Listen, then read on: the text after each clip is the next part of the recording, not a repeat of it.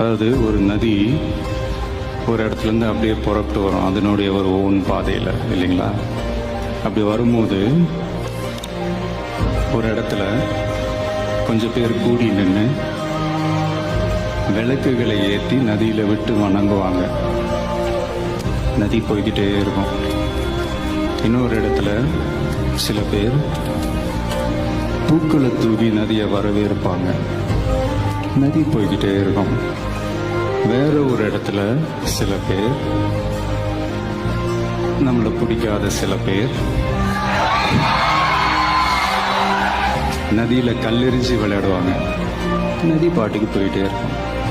அந்த நதி மாதிரி தாங்க நம்ம வாழ்க்கையிலையும் நம்மளை வணங்குறவங்களும் இருப்பாங்க, நம்மளை வரவேற்கிறவங்களும் இருப்பாங்க, நம்மளை எதிர்க்கிறவங்களும் இருப்பாங்க.